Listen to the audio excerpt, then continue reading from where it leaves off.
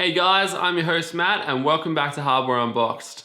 Announced 4 months ago now, Logitech's G920 driving force racing wheel has only recently gone on sale, and I picked one up for some testing and of course to show off my elite driving skills. Also on hand is the PlayStation G29 version for comparison.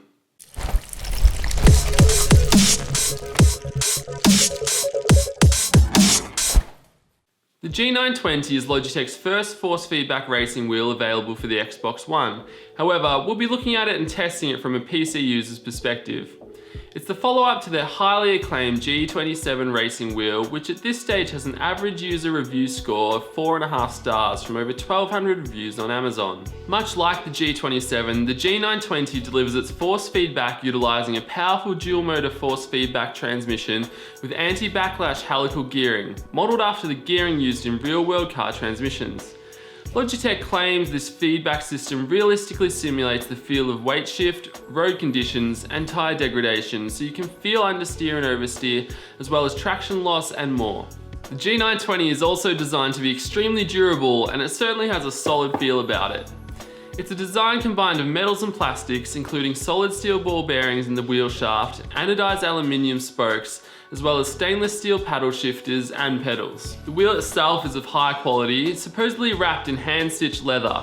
Is someone really sitting there stitching these things by hand? I hope not. Nevertheless, it feels and looks great, and it does give the impression of a performance race car wheel. The design also features built-in clamps and bolt points which allow you to easily and securely mount the racing wheel to your table, desk or cockpit. And the base of the pedals unit has an anti-slip material to minimize movement during your heavy heel towing. It's hard to stuff up the button location on a controller wheel, and the controller experts at Logitech haven't.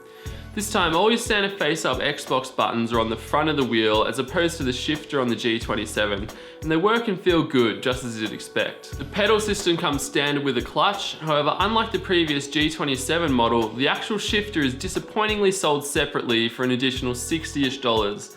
At that price, I know where Logitech can shove their shifter. Apart from aesthetics, the only real difference between the pedal system on the G920 when compared to the G27 is a Nixon brake mod, which is meant to simulate the progressive braking that you would feel through your pedal in a real car. If you're a G27 owner already though, don't despair. I've read you can make this modification to your existing wheel yourself quite easily with a $25 replacement part. Comparing the G920 to the G29, there are a couple of differences. The G29 does feature shift lights, which, while aren't essential, I do think they're a nice feature to have. There's also a couple of different buttons. Obviously on the G920 you've got all the Xbox One buttons, and on the G29 you have the PlayStation 4 buttons, but you also get a plus and minus button on the G29, and there's also this red 24-point notch wheel. I'm a PC player, so I was a little bit disappointed to miss out on the shift lights, and I'm not really sure why they weren't included. They aren't exactly crucial, however they did take away a little from my F1 2015 experience. Performance-wise, the G920 and the G29 live up to their predecessor, the G27, but they don't do anything more than that. I'm not sure if Logitech would openly admit it, perhaps they would, but this new series is simply a refresh of their previous model with an updated appearance and compatibility for the new consoles. I don't want to come off too negatively, as the G920 and G29 are really great racing wheels to use, but at the new MSRP, I was hoping for some more tangible improvements. Coming in at $400 plus an additional $60 for the shifter makes it a pretty hefty price tag, and a lot of racing sim enthusiasts would encourage you to spend a little more on a truly high-end racing wheel setup. For PC users on a budget, the G27 is certainly the way to go. They can be had for as low as $180 in some places, and if you're willing to do a little fiddling for an extra $20 or $25, you can make the Nixon brake mod yourself, and then there's truly no difference apart from aesthetics and button placement.